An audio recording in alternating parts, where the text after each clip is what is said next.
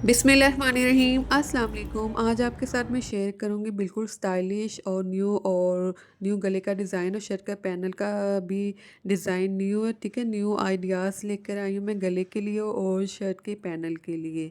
तो सबसे पहले डिज़ाइन बनाने के लिए मैंने दो फैब्रिक लिए, दोनों मैंने सिल्क के फैब्रिक लिए। आप कोई भी फैब्रिक ले सकते। वीडियो शुरू करने से पहले आपसे बहुत ही हम्बल रिक्वेस्ट है, वीडियो प्लीज़ कंप्लीट वॉच कीजिएगा और चैनल को सब्सक्राइब और वीडियो को लाइक और शेयर भी ज़रूर कीजिएगा। अब ये मेरे पास शर्ट के सेंटर वाला पैनल है। ठीक है, ऑलरेडी मुझे कटिंग हुआ मिला था, एम्ब्रॉयडरी वाला ये पैनल है और इसकी जो वीथ है वो 6 इंच है। लेंथ मैंने अपने शर्ट के अकॉर्डिंग टू रखी है और ये इसके साइड के पैनल है, दो पैनल है राइट लेफ्ट के, उन्हें मैंने सेपरेट कटिंग कर लिया है। अब ये मेरे पास ज़ीरो बुकरम है, पेपर पेस्टिंग है और इसे मैं इस तरह से इस फैब्रिक की बैक साइड में, दोनों कलर के जो फैब्रिक है इनकी बैक साइड पे रखते हुए इन्हें मैं अच्छे से प्रेस की मदद से पेस्ट कर लूँगी। अब ये मैंने दो टकोन कटिंग किया। ठीक है, ज़ीरो बुकरम पेस्ट करने के बाद इस तरह से मैंने इन टकोन को मैंने कटिंग कर लिया दो कलर्स में। दोनों की वेट और लेंथ बिल्कुल सेम है, 2.5 इंच वेट और लेंथ में मैंने 2.5 इंच लिए दोनों टकोन। अब ये मैंने फैब्रिक लिया है, शर्ट में से बचा हुआ फैब्रिक है, इसकी जो वेट है इस तरह से वो 3 इंच है। लेंथ मैंने शर्ट की जो लेंथ है उसकी को उसी के अकॉर्डिंग अकॉर्डिंग टू मैंने इस फैब्रिक की लेंथ रखी है। अब ये जो टकोन है इसे मैं इस तरह से इस फैब्रिक के किनारे वाली साइड पे थोड़ा सा फैब्रिक छोड़ इस तरह से मैं इसे 1 फुट के मार्जिन से इसे मैं स्टिच करूँगी और पहले एक टकोन स्टिच करने के बाद दूसरी टकोन को थोड़ा सा ओवरलैप रखें, कॉर्नर वाली साइड से थोड़ा सा ऊपर रखते हुए इसे मैं स्टिच करूँगी इस तरह से।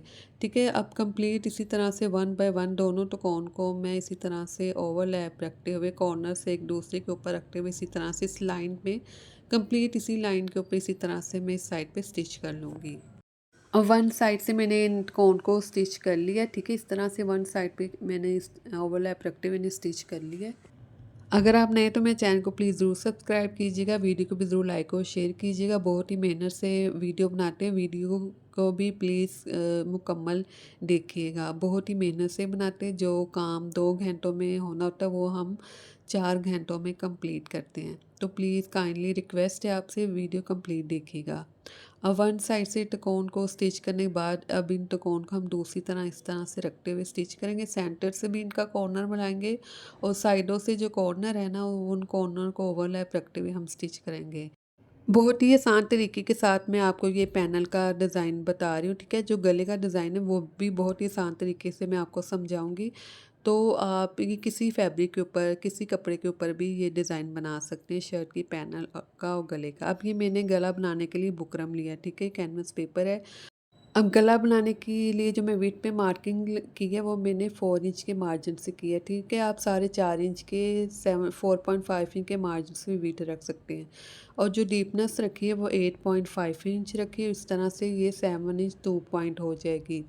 ठीक है, इस तरह से दोनों साइड पे मार्किंग करने के बाद तो मैं अब स्केल लूँगी और जहाँ तक मार्किंग की है वहाँ तक इस तरह से मैं एक तिरछी लाइन ड्रा कर लूँगी। ठीक है, इस तरह से एक तिरछी लाइन ड्रा करूँगी। इसके बाद अब मैं यहाँ से मेजरमेंट करूँगी 1 इंच 2 पॉइंट के मार्जिन से। ठीक है, आप कम के मार्जिन से भी मार्किंग कर सकते हैं। मैंने इसे 1.5 इंच के मार्जिन से मार्किंग की है और इसके बाद इसी मार्किंग के ऊपर मैं इसी तरह से बिल्कुल तिरछी एक लाइन, स्ट्रेट तिरछी लाइन ड्रा कर लूँगी।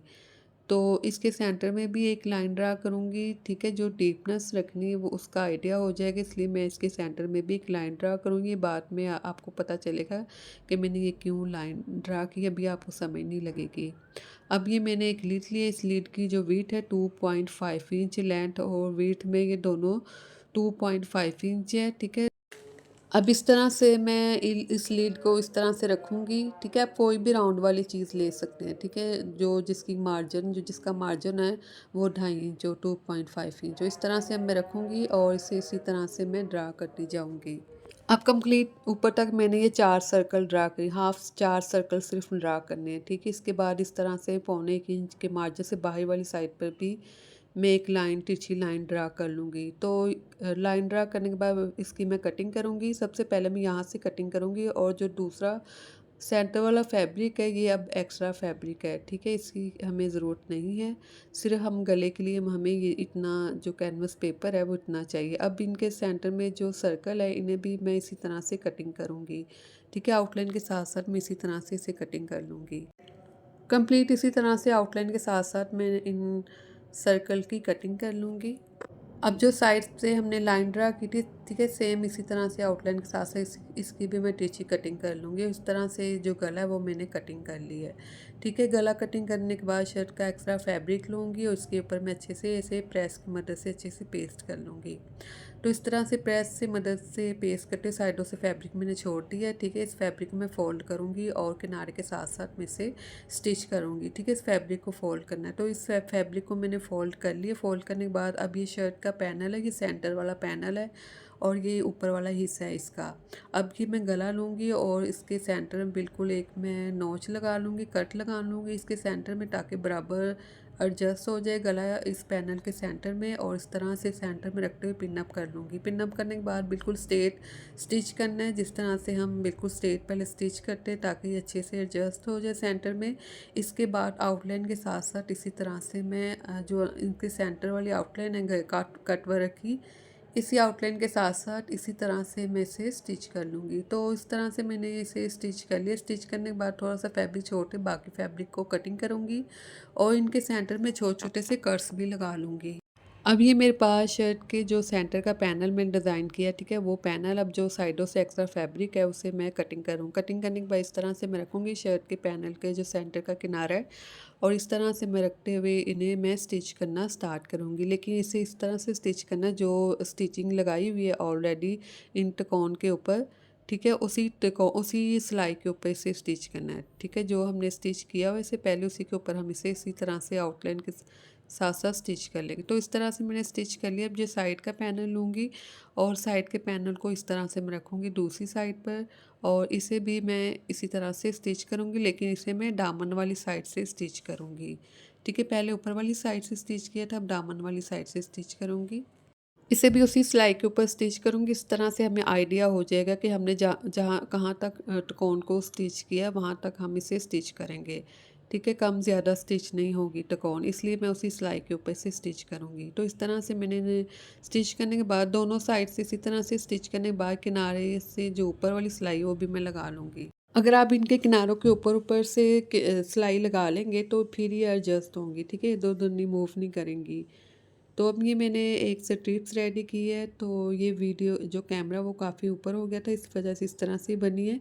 ये रेडी होने के बाद स्ट्रिप्स की जो वेट है वो 1 इंच है, और इस तरह से खोलने के बाद इसकी जो वेट है 3.5 इंच है। आप 3 इंच भी रख सकते, 3 इंच भी रख सकते। किनारों से मैंने फैब्रिक फोल्ड कर दिया था और इसकी बैक साइड पे मैंने पेपर पेस्टिंग कर दी थी। ठीक है, ज़ीरो बुकरम लगाई थी मैंने, और इस तरह से प्रेस की मदद से किनारों को फोल्ड कर लिया था। अब मैं इस तरह से इन्हें मिलाऊंगी आपस में। इन्हें मैंने लेंथ में इस स्ट्रिप्स को मैंने थोड़ा सा लेंथ में ज़्यादा रखा है ताकि बाद में कोई मसला ना हो, आसानी से जो भी डिज़ाइन बनाए आसानी से बन जाए। ठीक है, छोटी को हम बड़ा नहीं कर सकते, बड़ी जो स्ट्रिप्स होगी उसे हम छोटा कर सकते हैं।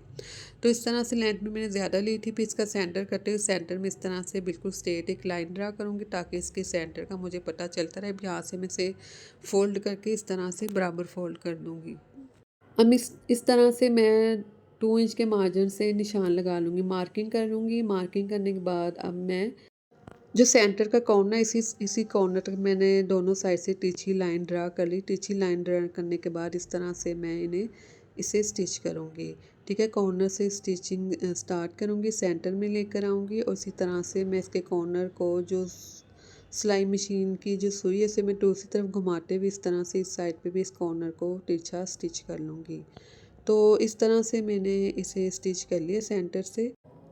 अब स्टिच करने के बाद अब जो एक्स्ट्रा फैब्रिक है इसे मैं कटिंग करूँगी। थोड़ा सा फैब्रिक छोड़ बाकी फैब्रिक को मैं कटिंग करूँगी। कटिंग करने के बाद इसके सेंटर में एक छोटी सी मैं नोच लगा लूँगी, छोटा सा कर्स लगा दूँगी। कर्स लगाने के बाद इसे मैं इसी तरह से सीधी साइड पे टर्न करूँगी और दोबारा से मैं इसे प्रेस कर लूँगी इनके कॉर्नर को बराबर करते हुए। ठीक है, पानी से स्प्रे करते हुए इसे मैं प्रेस करूँगी। तो इस तरह से मैंने अच्छे से इसे प्रेस कर लिया, और मैंने आपको बताया था कि मैंने लेंथ में थोड़ी सी ज़्यादा रखी ताकि बाद में कोई इशू क्रिएट ना हो। तो इस तरह से कटवर्क को पानी से स्प्रे करते हुए गले का जो कटवर्क है उसे मैंने सीधी साइड पे टर्न कर लिया था। इस कटवर्क के सेंटर में जब मैंने फैब्रिक कटिंग किया था एक्स्ट्रा, तो इसके सेंटर में मैंने छोटे छोटे से कट्स लगा लिए थे। फिर सीधी साइड पे टर्न करते हुए पानी से स्प्रे करते हुए इसे मैंने प्रेस कर लिया इस गले को। अब जो हमने ये स्ट्रिप्स रेडी की है वी शेप में, ठीक है, इसे मैं इस तरह से रखूँगी इसके सेंटर में, इनके कॉर्नर को इनके सेंटर में रखूँगी। ठीक है, बस ज़रा-ज़रा सा कॉर्नर इनके सेंटर में रखना, ज़्यादा जो कटवर्क का कॉर्नर है उन्हें मैंने स्ट्रिप्स के सेंटर में ज़्यादा नहीं रखना। ठीक है, जो सेंटर है वो उस साइड से मैं इस तरह से सेंटर से ज़्यादा नीचे की तरफ जो वी है उसे मैं लेकर जाऊँगी। अब ये मेरे पास यूएचयू है, तो इस तरह से यूएचयू को मैं इस तरह से पेस्ट करूँगी ताकि जो स्ट्रिप्स है वो अच्छे से एडजस्ट हो जाए।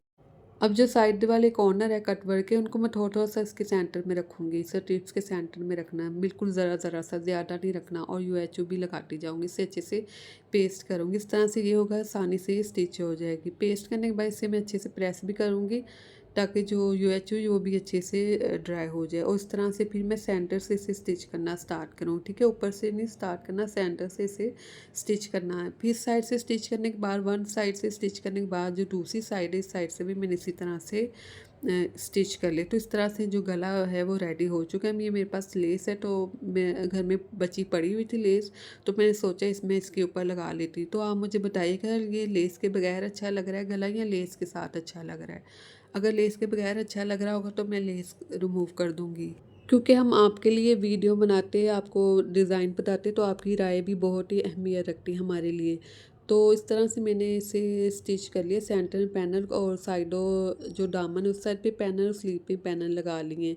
और ये बचा हुआ टसल था, इसे मैंने गले के कॉर्नर पे लगा लिया, और उसके सेंटर में मैंने छोटे-छोटे से जो कटवर्क के सेंटर कॉर्नर छोटे-छोटे से मैंने पर्स लगा लिए। और शर्ट की बैक साइड पे मैंने इसी तरह टिकाउन लगाई। शर्ट की जो बैक साइड है वो छोटी बन रही थी, तो इसलिए मैंने उसकी लेस के ऊपर टिकाउन लगाई हैं। बाकी जो बची हुई टिकाउन है उसे मैंने गले की बैक साइड पे लगा दी है। तो इस तरह से ये जो डिज़ाइन है शर्ट की पैनल और गले का रेडी हो चुका है। अल्लाह हाफ़िज़।